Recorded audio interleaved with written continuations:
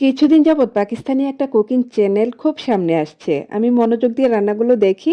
যদিও ভাষা পুরোপুরি বুঝি না, তাও মনোযোগ দিয়ে রান্না দেখি। আসলে রান্নার তো কোনো ভাষা হয় না। তেমনই একটি গরুর মাংসের রেসিপি আজকে আপনাদের সাথে শেয়ার করব। সাবটাইটেল দেওয়া ছিল, তাই বুঝতে আমার সমস্যা হয়নি। আমি এখানে 1 কেজির মতো গরুর মাংস নিয়েছি। তো প্রথমেই তেল গরম করে সেখানে সরাসরি গরুর মাংসগুলোকে দিয়ে দিচ্ছি।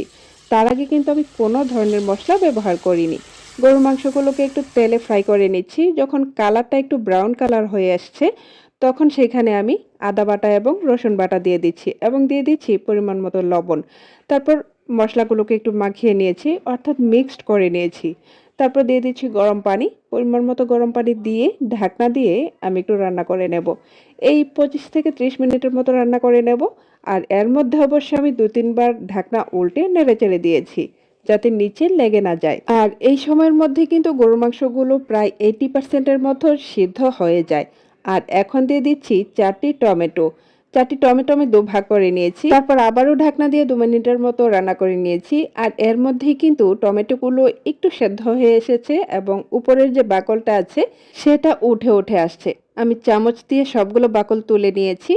আর এখন একটি স্প্যাচুলার সাহায্যে সম্পূর্ণ টমেটোগুলো ম্যাশ করে দিয়েছি। আর এই টমেটো থেকে কিন্তু মূলত আমার এই রান্নাটার মধ্যে চমৎকার একটি কালার আসবে। তো আমার টমেটোগুলো ম্যাশ করা হয়ে গিয়েছে। আর এখন আমি এখানে দিয়ে দিচ্ছি 8 থেকে 10টির মতো কাঁচামরিচ। কাঁচামরিচগুলো আমি কুচি করে দিয়েছি।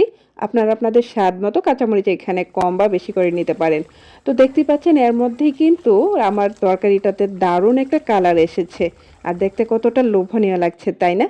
এখন এখানে আমি ব্যবহার করছি কিছু মশলা। দিয়ে দিচ্ছি ধনিয়ার গুঁড়া, জিরার গুঁড়া, গোলমরিচের গুঁড়া এবং সর্বশেষ দিয়ে দিচ্ছি গরম মসলার গুঁড়া। আমি এখানে মসলার পরিমাণ বলছি না, কারণ আপনারা আপনাদের স্বাদ এবং মাংসের পরিমাণ অনুযায়ী ব্যবহার করতে পারেন। তারপর এরই মাঝে আমি একটু টেস্ট করে নিচ্ছি যে স্বাদটা কেমন লাগছে। আমার কাছে তো এখনই বেশ ভালো লাগছে। আর সম্পূর্ণ নতুন একটা রান্না, সেটার এক্সাইটমেন্ট তো আছে। আর এখন দিচ্ছি 1/3 কাপের মতো টক দই। টক দইটা দেওয়ার ফলে গ্রেভিটা একটু ঘন হবে আর স্বাদ তো অবশ্যই বেড়ে যাবে। তো দেখতেই পাচ্ছেন গ্রেভিটা কতটা লোভনীয় লাগছে। এখন দেখতে যতটা লোভনীয় লাগছে, ঘ্রাণও কিন্তু দারুণ বের হচ্ছে। আপনারা একবার হলেও বাসায় অবশ্যই ট্রাই করবেন। তো এরই মাঝে আমার রান্নাটা কিন্তু কমপ্লিট হয়ে গিয়েছে। এখন আমি পরিবেশন করে নিচ্ছি।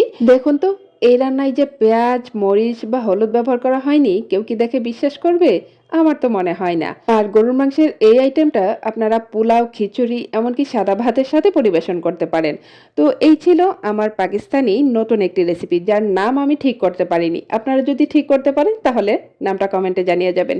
আর রেসিপি যদি ভালো লেগে থাকে তাহলে অবশ্যই শেয়ার করতে ভুলবেন না। দেখা হবে পরবর্তীতে। আল্লাহ হাফিজ।